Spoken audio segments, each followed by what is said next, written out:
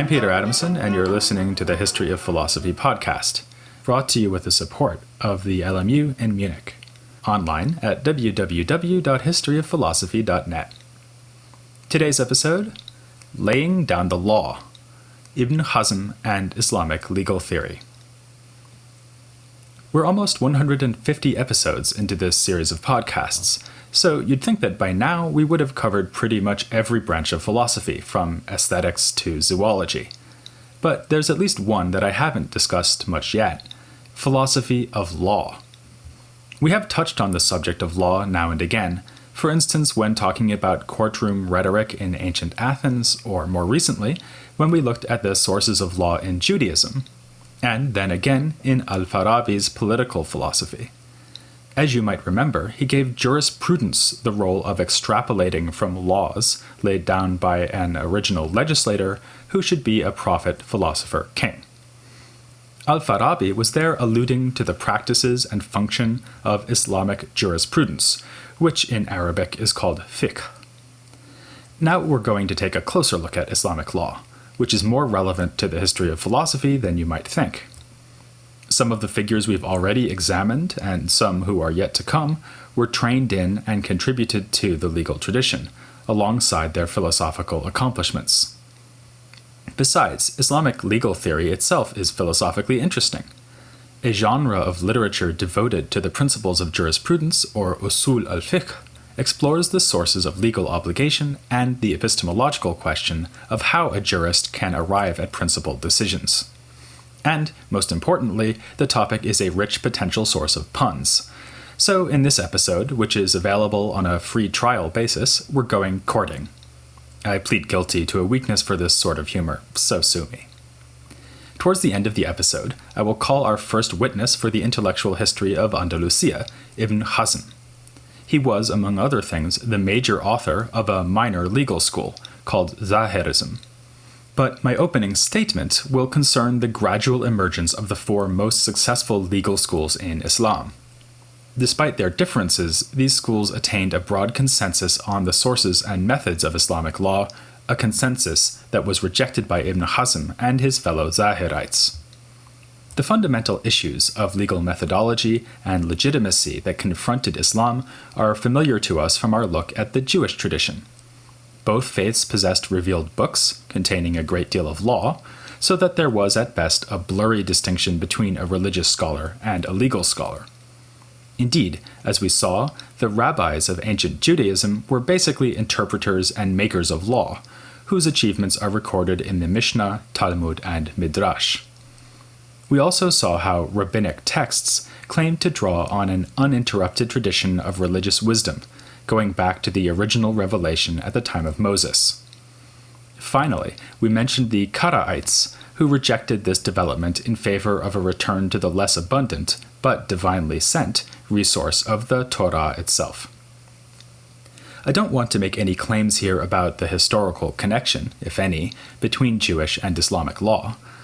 I just want to observe that the way Islamic jurisprudence developed is bound to remind us of the situation with late ancient Judaism.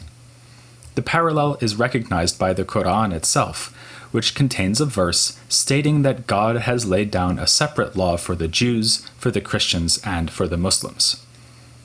Such verses helped to foster a multi-faith society and a multi-faith development of law in the Islamic world. I've already mentioned that Jews and Christians could usually practice their own faiths with little obstruction or harassment from their Muslim neighbors. And of course, for the Jews, there was no real distinction between religious observance and carrying out the law. As the Muslim armies conquered their empire, they were under instructions to let the conquered peoples continue their social and legal customs unmolested, though it was also known for Muslim judges to decide cases involving Jewish or Christian litigants if the need arose.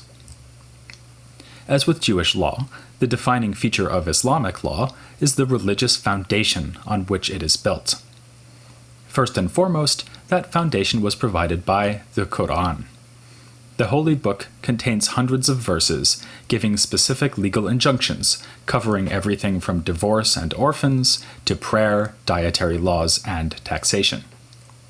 Many of the legal prescriptions appear in the chapters of the Quran revealed in Medina, after Muhammad led his followers there away from Mecca. The Medinan chapters are on average longer than those revealed in Mecca, and make more detailed provisions for the new community led by the Prophet. One famous example of a legal provision in the Quran is a verse that identifies gambling and wine as the work of Satan. Such declarations seem to be so explicit as to leave little for the legal theorist to theorize about. So why did Islam need not just one, but 4 major schools of legal theory? Well, it didn't, at least not at first. It was only in about the 10th century, the 4th century of the Islamic calendar, that the schools were clearly defined. And here I should mention that I'm going to be talking only about the schools of Sunni Islam in this episode, not the legal tradition within Shiite Islam. Not unlike the Hellenistic philosophical schools, they were distinguished by allegiance to various founding figures and by opposition to one another. Yet it had never been the case that all legal questions could be answered by recourse to the Quran. Specific though it is about many issues, it leaves many others unaddressed. Even when it does pronounce on a certain topic, the pronouncement may stand in need of subtle interpretation. Consider, for instance, this forbidding of gambling and wine. To apply the rule, you need to decide what counts as gambling, and for that matter, what counts as wine. The word used here, khamr, can be taken to refer specifically to wine made from grapes. So perhaps it is okay to drink wine made from dates. Not to be confused with a romantic night out in Paris, that would be a date made from wine. Or perhaps the injunction is laid down against all intoxicating beverages, or even all intoxicants, period. How to decide such issues? In the generations after Muhammad's death, there was as yet no attempt to give a systematic answer to this question, but several answers were implied by legal practice. To some extent, this practice grew out of pre-Islamic Arab society. The Arabian Peninsula had sophisticated trading networks and settlements, so there were formal and less formal legal arrangements already in place. Many such arrangements were revised in the Quran. For instance, the revelation laid down various improvements concerning the property rights of women, while taxation was codified as a required charitable donation, one of the 5 pillars of Islam. The legal culture of the pre-Islamic society had depended heavily on custom, and early Muslims looked especially to the customs of especially pious or blessed men for an indication of their legal obligations. These included the Prophet himself, of course, but also the first rightly guided caliphs and pre-Islamic prophets recognized as genuine by the new faith. A further potential source of legal judgment was, well, judgment. In Arabic, the term is ra'i, which can also be translated as opinion.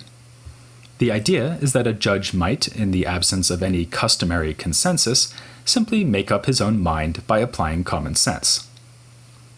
That may seem innocuous enough, but the use of independent judgment would become the central debating point of Islamic jurisprudence over the coming centuries. On the one hand, it might seem that there is no avoiding the use of independent judgment.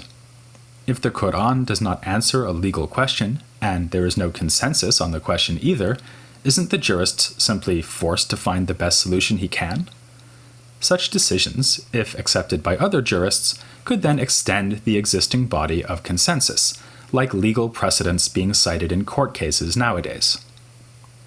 The problem was the potentially arbitrary nature of the legal decisions, and of course their lack of any grounding in a religious source. What seemed to one jurist to be an obvious application of common sense might seem to another to be a case of making it up as you go along. Here there were 2 options, and the Muslim community tried both. On the one hand, you might try to build up the resources offered by authoritative religion. On the other, you might defend the practice of judgment from the charge of arbitrariness. The first strategy was practiced by scholars who made an effort to collect reliable reports of things the Prophet had said and done. Since it says in the Quran itself that the Prophet is to be emulated, even the smallest fact about his life could potentially have consequences for correct behavior and law. A report about his deeds or remarks is called a hadith, and the collectors and verifiers of these traditions are known as hadith scholars. As such reports acquired importance and authority, many thousands were fabricated and disseminated, for instance to support controversial theological positions. The scholars intervened in order to sort out the genuine from the bogus. They did so by establishing chains of transmission. Ideally, the scholar would write down a report received from a trustworthy source, who in turn got it from a trustworthy source, and so on, all the way back to a companion of the Prophet who witnessed the deeds and sayings of Muhammad at first hand. Traditions transmitted through multiple chains were considered especially reliable. The scholars were rigorous with their methods. One statistic I've seen is that of 500,000 circulating traditions, only about 4,000 to 5,000 were retained as sound, which means that 99% were labeled untrustworthy. Obviously, this development made it possible to answer many more questions about law and practice without the use of independent judgment. This was stressed by one of the great founders of Islamic legal theory, Shafi'i, who died in the year 819. His groundbreaking Epistle on Legal Theory attempted to show how apparent conflicts in the sources of the law can be resolved. Once this consistency was discovered, and once a body of sound hadith had been verified as supplementing the Quran, it would be possible to get by with a minimal and carefully restricted use of judgment. In fact, Shafi'i disdained the independent decisions that went under the name of ra'i, and allowed only what he referred to as reasoning, in Arabic qiyas. This represents the second strategy mentioned above, where the jurist does exercise judgment but in a constrained and cautious fashion. One important type of reasoning was analogy. In fact, in some contexts, the word qiyas can simply be translated as analogy. This method could be used, for instance, to deal with our problem about wine made from grapes. The key would be to determine the reason, in Arabic illa, why wine is forbidden. If the reason is that it intoxicates, then, by analogy, all other intoxicants would also be forbidden. More controversial was reasoning in light of the general welfare of the community. Some jurists thought it would be acceptable to exercise judgment to avoid obviously unwelcome results. Others, while perhaps agreeing about the right conclusion, thought that it was absolutely necessary to reach it by invoking a religious text. It will, I hope, be obvious that all of this is interesting, not just for the history of law, but also for the history of philosophy. Effectively, these theorists were setting out a legal epistemology, and in some cases doing so before most Greek philosophical texts were available in Arabic translation. It's interesting to note that some of their terminology matches technical terms found in philosophy. For instance, their word for reasoning or analogy, qiyas, was used by philosophers to refer to syllogistic arguments and even used as the Arabic title of Aristotle's logical work, The Prior Analytics. Another example is illa, the rationale or basis for an analogy. For instance, that grape wine is outlawed on the basis of its being intoxicating, so anything else intoxicating is also outlawed. This same word, illa, was one term used for the notion of a cause, for instance in Aristotle's theory of the four kinds of cause. But the resonances between legal theory and philosophy were not just terminological. The legal schools had to develop sophisticated ideas about language in order to determine which objects a given Quranic word might refer to, and about epistemology. The method of establishing authoritative chains for the reports of hadith was an attempt to lay down conditions for certain knowledge on the basis of testimony. It may not be coincidental that, as we saw in the interview with Deborah Black, thinkers like Al-Farabi and Avicenna gave more attention to this sort of knowledge than had been the case in the previous tradition of Aristotelian philosophy.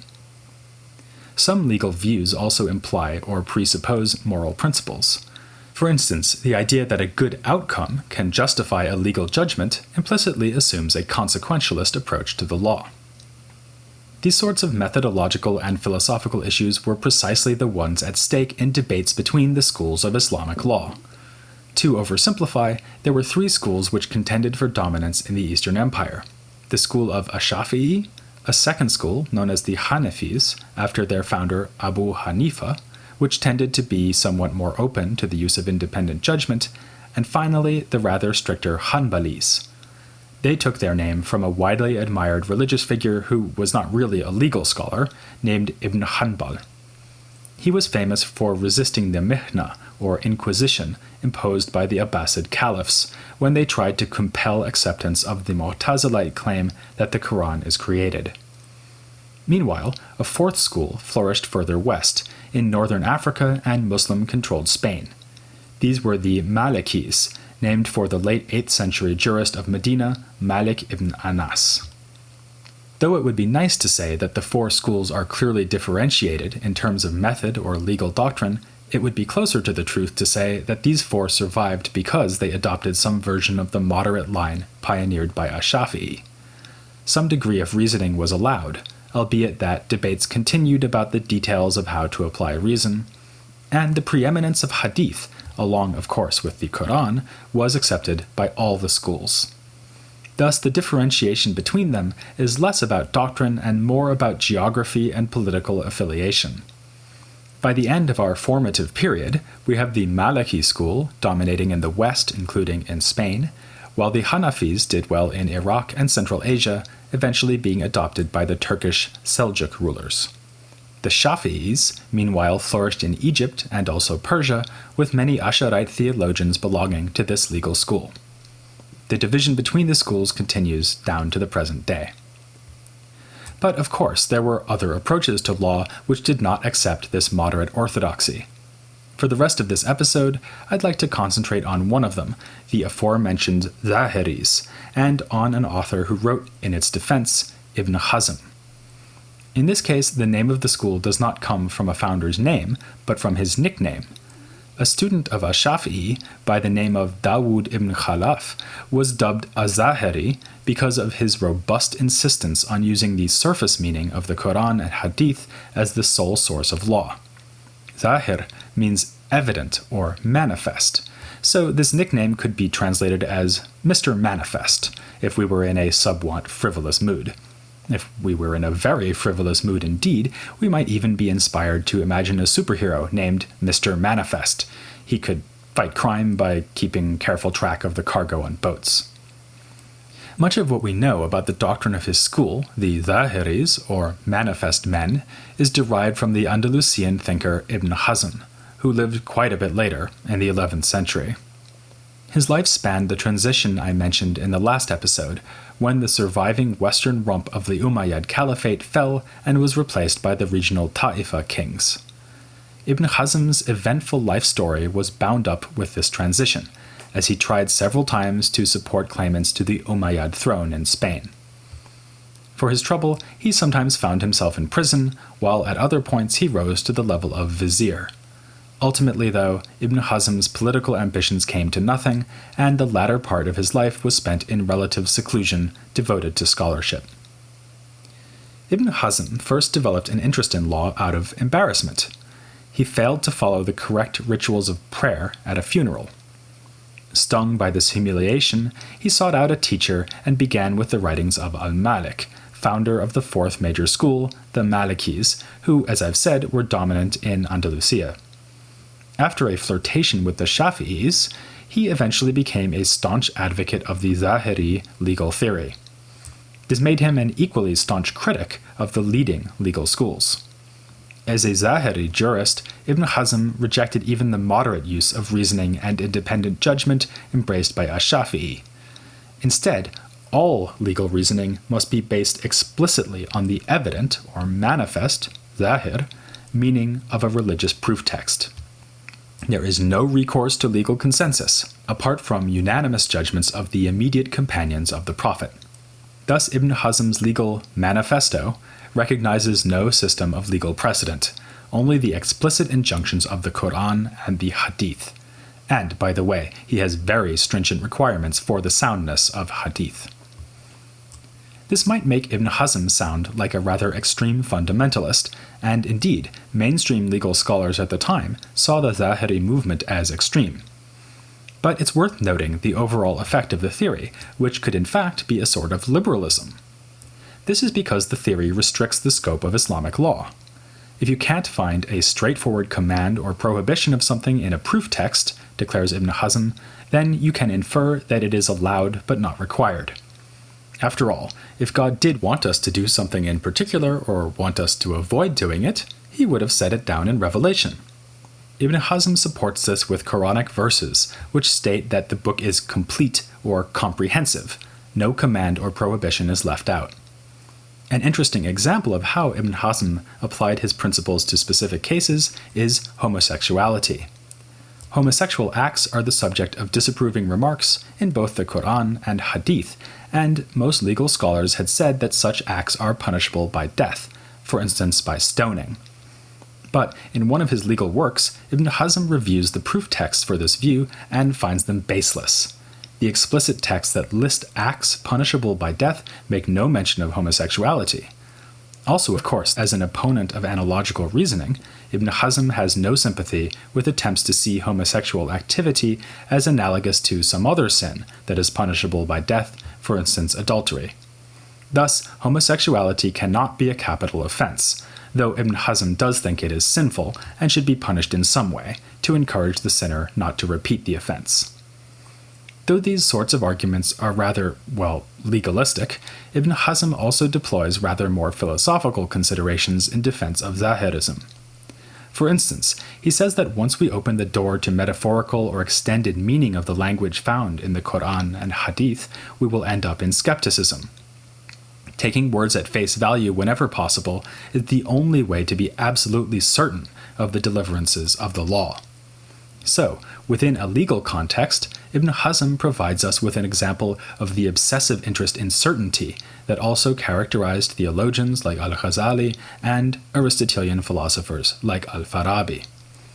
In future episodes, we'll be seeing how the high standards placed on certain knowledge in philosophy, theology, and law did indeed lead to skepticism, or at least modesty concerning the possibility of knowledge. For now, I want to note that the link I just suggested between Ibn Hazm and al-Farabi may be a historical one. Ibn Hazm himself tells us that he studied with teachers of logic who had learned this art at the feet of masters of the Baghdad Peripatetic school. There is no direct link here to al-Farabi, but it seems that Ibn Hazm studied with students of Ibn Adi and perhaps Abu Bishr Mata.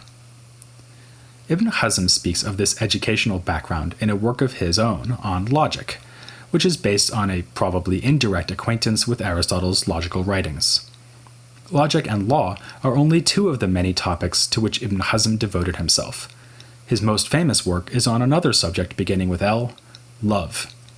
Entitled Ring Collar of the Dove, it is a literary tour de force about the nature, perils, and virtues of love, drawing attractively on Ibn Hazm's own experiences. He also tried his hand at poetry, notably on an occasion when a political enemy had his books burned. His verses state that, though the paper might burn, the ideas written on the paper would live on in his soul. Many of his other writings are polemical in nature, Ibn Hazm apparently having been a rather ornery and contentious man. He composed a refutation of Al-Kindi's ideas, as found in On First Philosophy, and also engaged in a good deal of interfaith dispute. He was disdainful of the other Abrahamic faiths, Christianity and Judaism, taking an unusually severe view concerning the falsehood and inauthenticity of their scriptures. Early in his career, he debated religion with a Jewish thinker. Later, he wrote a response to a set of criticisms of the Quran, supposedly written by a Jewish contemporary from Andalusia. In yet another famous work, called On the Sex of Religion, he discusses the mistaken views of Jews and Christians, as well as Muslim theologians and just about whoever else he can think of.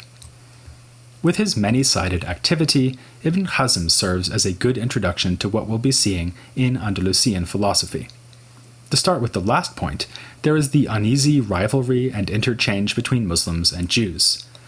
Ibn Hazm was quite firm in his criticisms of Judaism, and was also known to complain of their ability to acquire high social status in the Andalusia of his day. But of course, the very fact that Jews were attaining such status is significant. As I promised in the last episode, we'll soon be seeing how Jewish philosophy blossomed in the soil of Andalusia, with its multi-faith culture and social opportunities for Jews. Ibn Hazm also provides us with our first glimpse of the influence of the Baghdad Aristotelian school in Andalusia, something that will be very striking in other authors further down the line, including the two greats, Averroes and Maimonides. The fusion of legal and philosophical interests we see with Ibn Hazm is another taste of things to come, especially with Averroes. And finally, the literary side of Ibn Hazm's output is typically Andalusian. Many of the authors we'll be examining, especially among the Jews, were poets like him. And one of the most memorable works of Andalusian philosophy is also a literary creation, a kind of philosophical novel whose main character finds himself growing up alone on a desert island. This will be our main topic next time. It's manifest that you should join me for some island hopping with Ibn Bajjah and Ibn Tufayl, here on The History of Philosophy Without Any Gaps. ما زال حي ما زال محبوب القلب لا اشتاه لهذا المجال ما زال حي ما زال ما نسمح شي لو يصير عليها القتال